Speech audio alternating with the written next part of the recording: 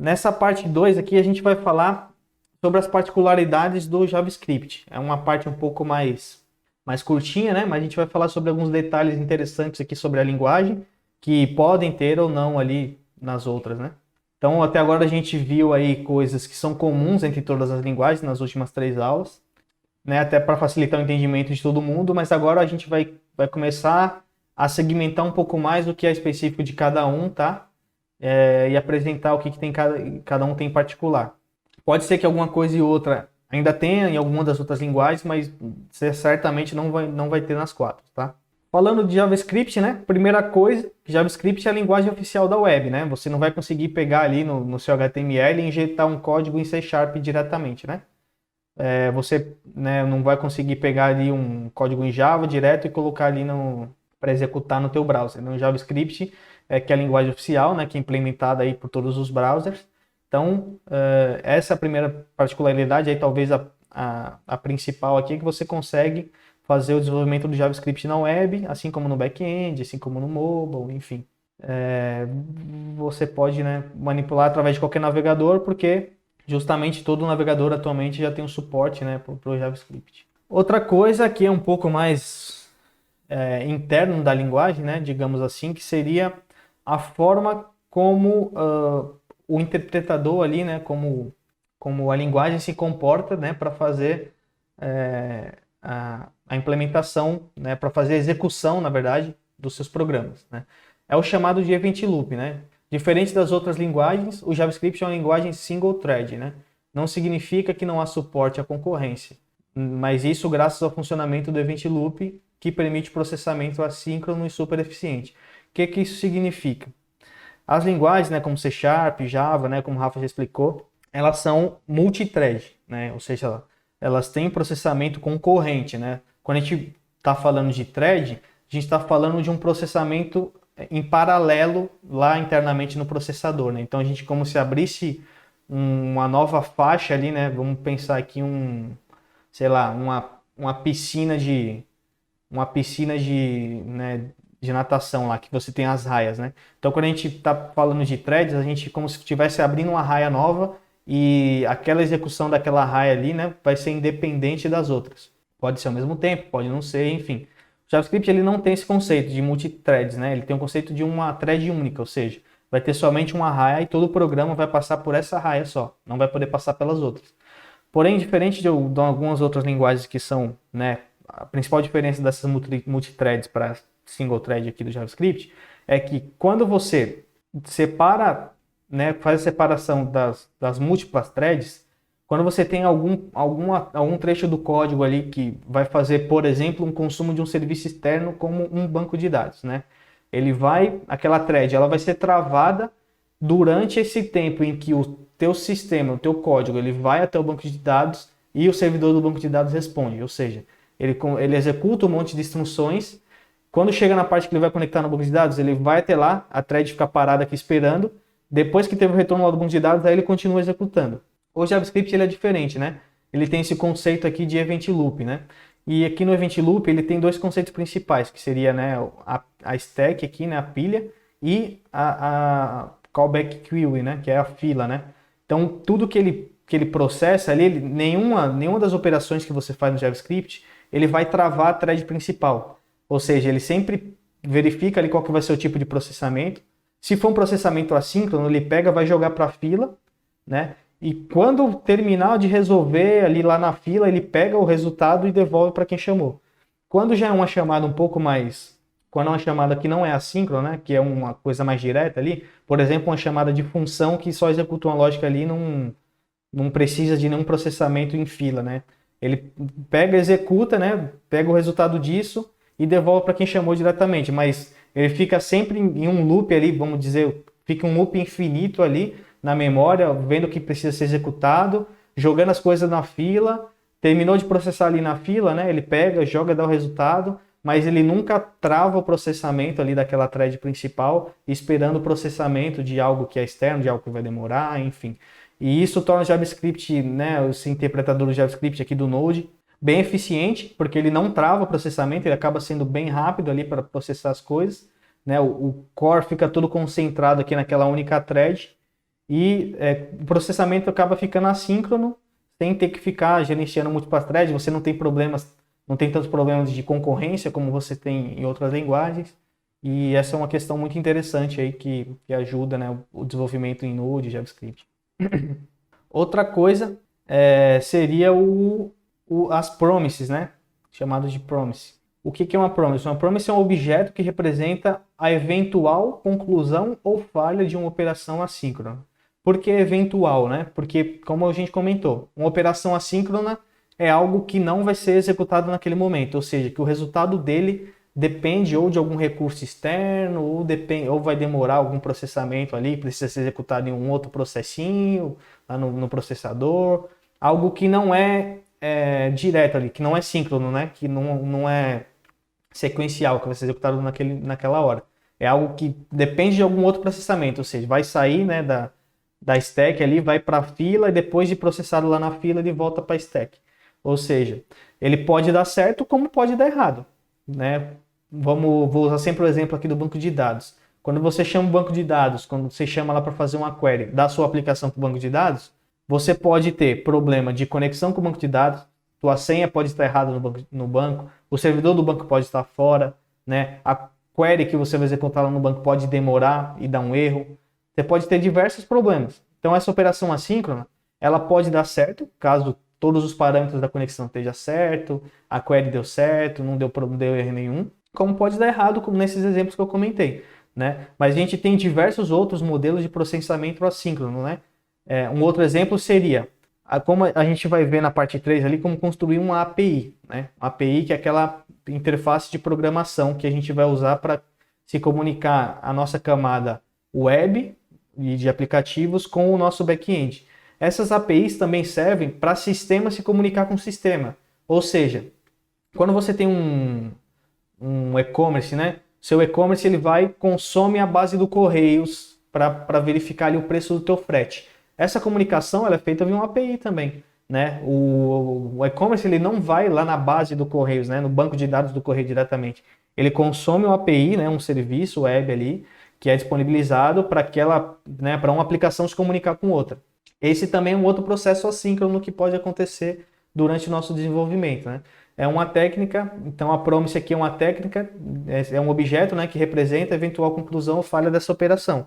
É uma técnica que permite a manipulação de código assíncrono de modo mais elegante, o que abrange um leque de possibilidades para o desenvolvimento. Então, nos exemplos aqui, né, a gente faz a instância da classe promise, né? A promise é uma classe nativa aqui do JavaScript. Então, usa o new promise, que é o nome da classe. Não precisa fazer import dela, né, usando o require, porque ela é uma classe nativa. E ele tem o que ele recebe como parâmetro aqui, ó, uma função anônima, lembra? Então a gente definiu aqui entre parênteses a função anônima, né, o escopinho aqui da arrow function. E aqui nos parâmetros dessa função anônima, que a promise recebe como parâmetro, a gente tem duas propriedades aqui, né, dois argumentos. O resolve e o reject. O primeiro é o resolve e o segundo é o reject. Aí aqui a gente colocou num comentário, né, um código que pode demorar para processar, ou seja, vai executar alguma lógica, né, vai comunicar com o banco de dados, sei lá, vai chamar uma API externa, uma coisa assim. Se deu tudo certo, a gente chama o método resolve, que a gente está recebendo como parâmetro, tá? É um método isso, mandando resolver o resultado dessa operação que pode demorar. Ou se deu algum erro nesse processamento, a gente chama o reject, que é para falar que deu erro. Né? Por isso que a gente está falando aqui, né? É um objeto que representa a conclusão ou a falha de uma operação. Ou seja, se a gente chamou resolve deu certo, se a gente chamou reject deu erro. E aqui a gente está fazendo uso dela, né? O código no console, código que console que faz um print da promise, né? Então aqui, ó, a gente instanciou a promise. Aqui embaixo a gente pegou esse objeto da promise que foi retornado para essa variável. Toda promise ele tem dois métodos, o método then e o método catch. O método then ele é chamado quando dá certo, no caso da conclusão com sucesso. E o método catch é chamado em caso de erro. Então, quando a gente fez a instância dessa promise aqui, tem o reject e o resolve. Fez o processamento lá que é assíncrono, que pode demorar. Quando a gente chama o resolve, automaticamente ele vai fazer uma chamada aqui do callback, lembra? Do callback da função anônima que está passada aqui para o then. Ou, caso dê algum erro, né? Caso ele chame o reject aqui dentro da promise, ele devolve aqui dentro desse bloquinho do catch. tá? Então uma coisa aqui não, ela é independente da outra, né? Se chamou resolve, vai vir para o then, se chamou reject, vai vir para o catch. Então são dois métodos diferentes aqui da classe promise, tá? Existe essa maneira usando callbacks, né? Mas a gente vai ver que tem uma maneira bem mais elegante da gente fazer uso de promise, né? Que é o nosso async await. Isso daí é uma coisa muito interessante, né? Trouxe uma boa notoriedade aí também para o JavaScript, né? Por conta disso, que o async await ele trouxe uma facilidade enorme ali para a gente manipular códigos assíncronos, né? Fazendo uso de promise mais esse async await, a gente consegue realmente deixar o nosso código mais enxuto, mais elegante. Então, vou explicar aqui como está no enunciado, né? Então, fornece uma abstração sobre o código assíncrono. Você escreve o código como uma sequência de instruções, como usual. Aí você pode ler o código como se cada instrução fosse concluída antes do início da próxima, né? O interpretador executa a promise e retorna o resultado. Sempre que você define um método ou função com async, automaticamente o interpretador entende que aquilo vai retornar uma promise e seguirá o fluxo da máquina de estado das promises, né? Quais são a máquina de estado das promises? Uma promise ela pode dar certo, ela pode estar pendente, ela pode dar certo ou ela pode dar erro.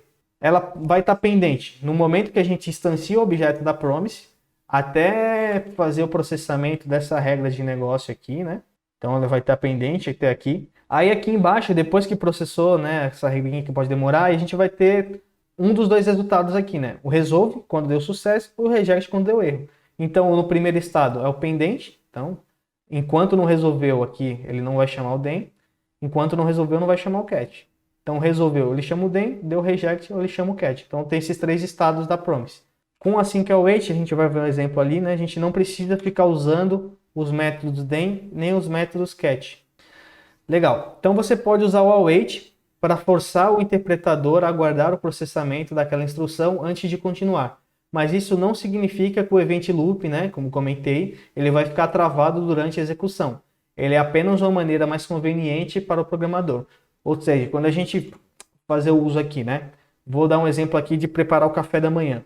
Primeira coisa, todo o await, ele só funciona, precisa ser chamado dentro de um método async, dentro de um contexto async.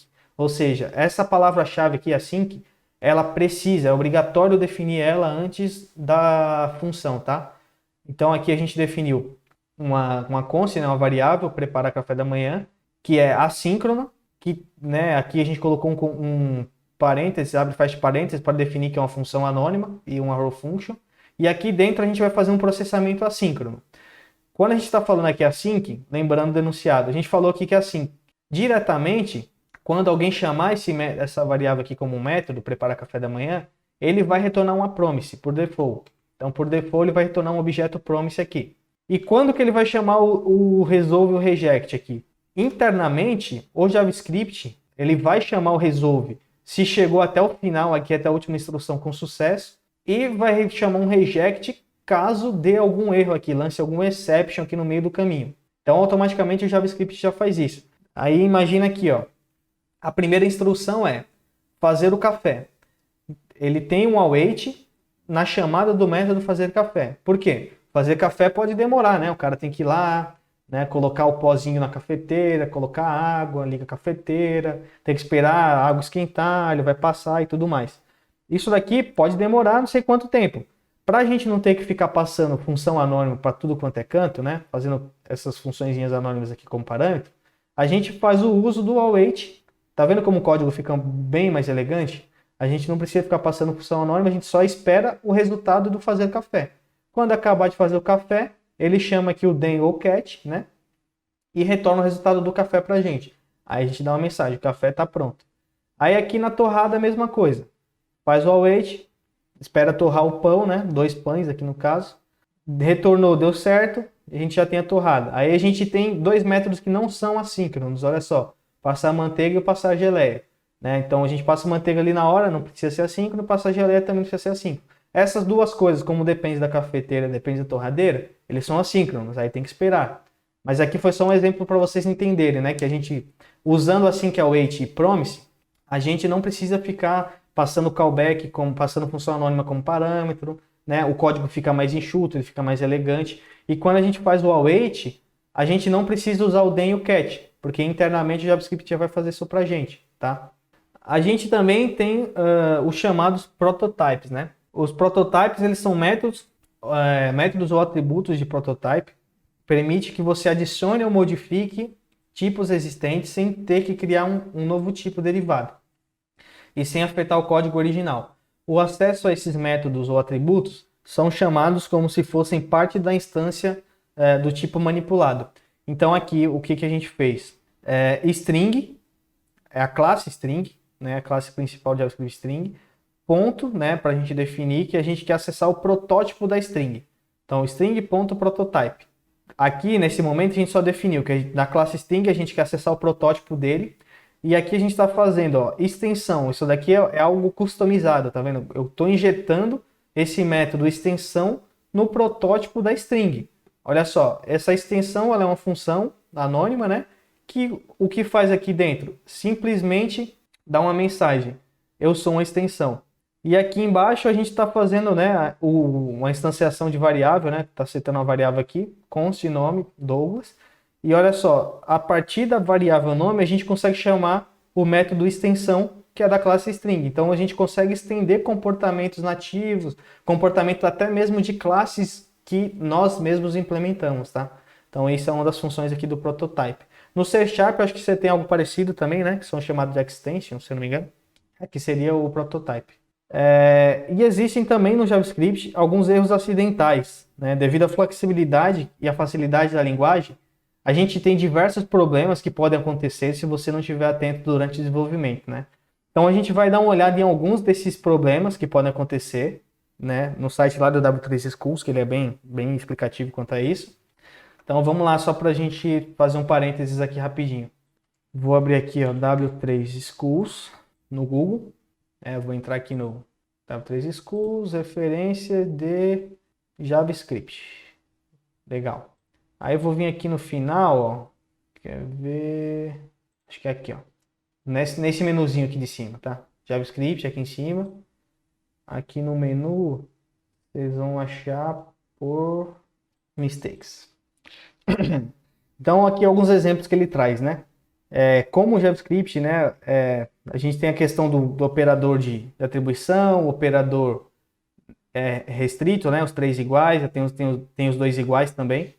Aí a gente tem aqui tem um if de exemplo, né? Aqui a primeira coisa, ele está atribuindo uma variável x com valor 0 e depois ele está fazendo uma verificação, né? 2 iguais, se o x é igual a 10. Mas aqui embaixo, olha o que ele pode fazer. Ele atribui uma variável x. Esse if aqui vai dar false, né? Porque x é 0, ele está comparando com 10, vai dar false. Mas aqui embaixo, o que ele faz? Ele define x igual a 0 e no if ele usou um igual só. O JavaScript permite você fazer isso, mas ele não está fazendo a comparação nesse caso, ele vai fazer uma atribuição. Então, o que vai acontecer? Ele vai jogar o valor 10 na variável x.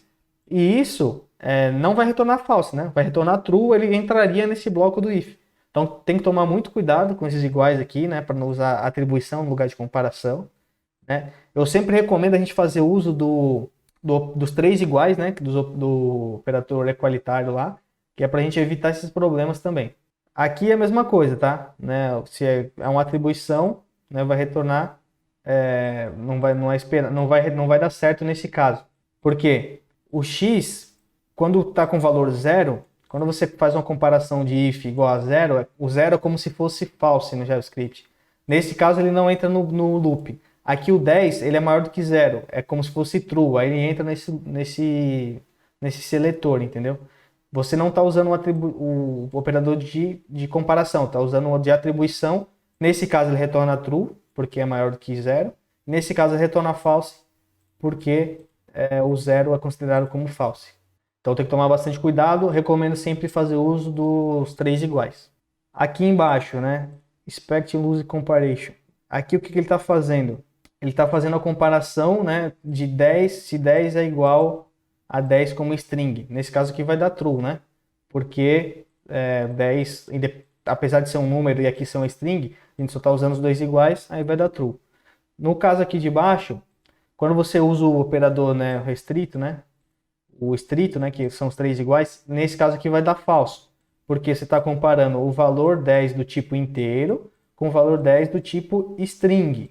Então, uma coisa é do tipo diferente do outro, apesar de terem o mesmo valor aqui visualmente, né? Mas para o compilador é outro. Eu recomendo sempre a gente fazer uso desse comparador aqui, para a gente ter certeza do tipo e do valor dele, tá?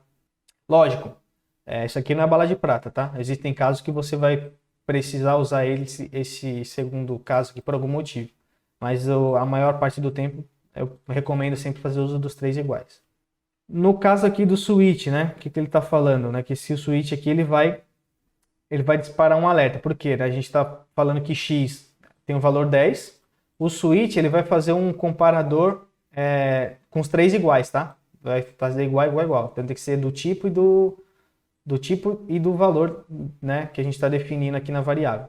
Então, nesse caso, como é o mesmo tipo, o mesmo valor, ele vai conseguir dar o alerta. No caso de baixo, ele não vai dar o alerta porque o valor aqui está como string e aqui está como inteiro, tá bom? Esse outro caso aqui que isso aqui dá bastante confusão, realmente. Nesse primeiro caso, ele está fazendo uma soma do número 10 com o número 5, tá? 10 mais 5 vai resultar em 15. Nesse caso de baixo, você está comparando, você está somando, né?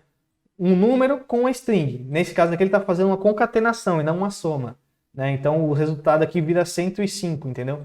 Como tem uma string aqui na comparação, é como se fosse uma concatenação, vira 105. Então, tem que sempre tomar cuidado quando for fazer operações aritméticas, né? Operações matemáticas ali, deixar os valores tudo como numérico.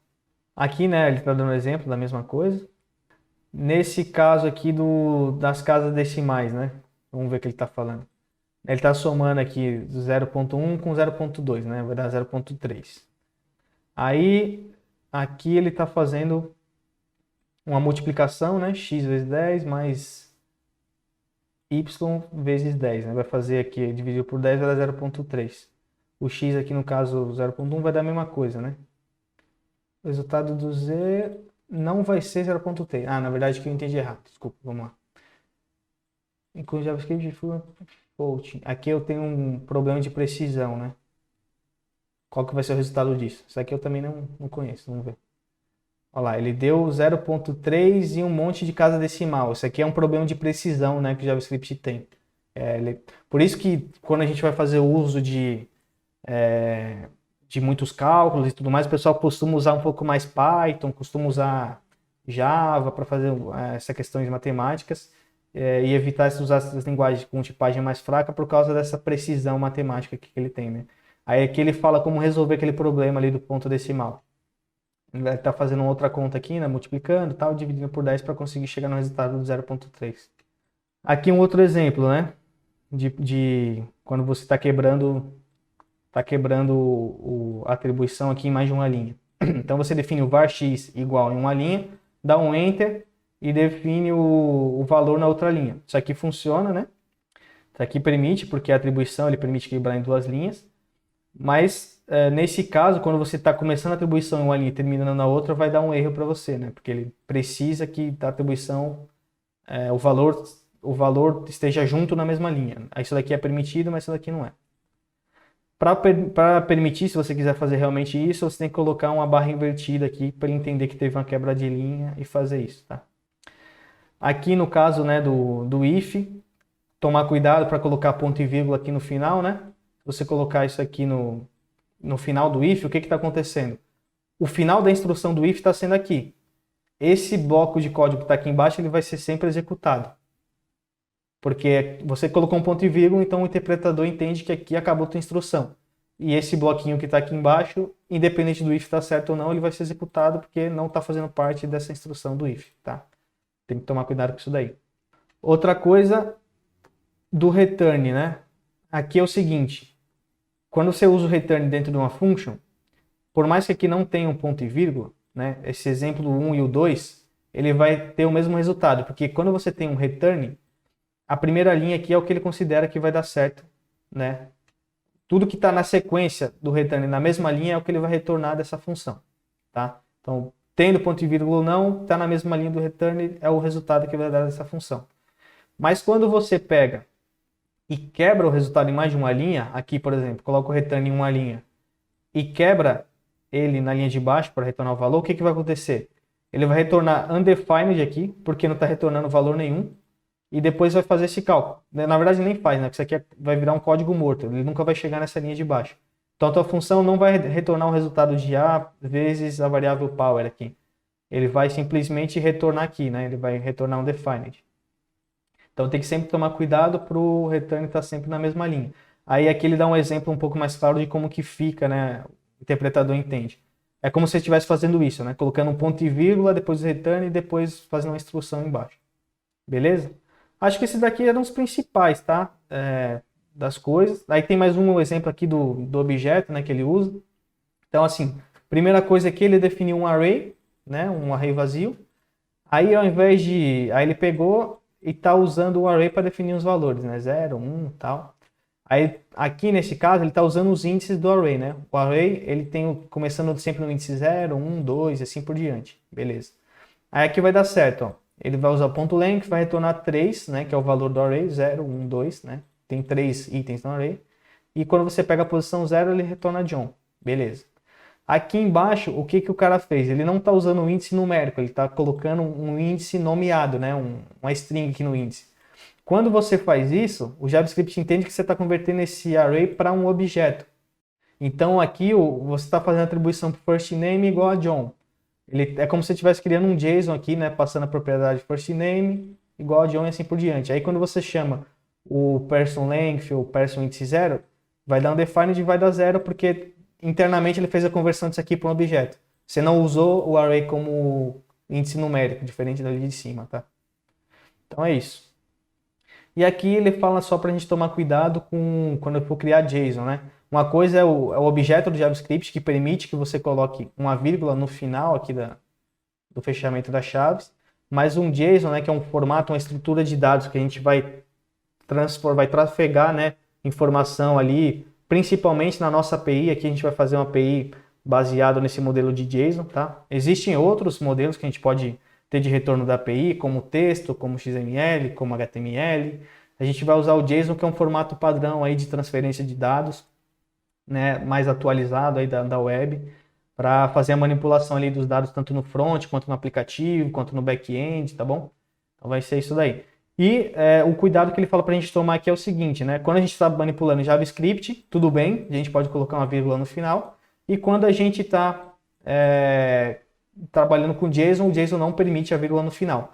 E outra coisa interessante que ele dá uma notificação aqui é que se você tem uma aplicação que vai rodar em Internet Explorer 8, por mais que o JavaScript aceite essa vírgula aqui, como o interpretador lá do Explorer 8 não foi atualizado para isso, ele vai quebrar, né? Vai dar um erro se tiver essa instrução lá, tá bom?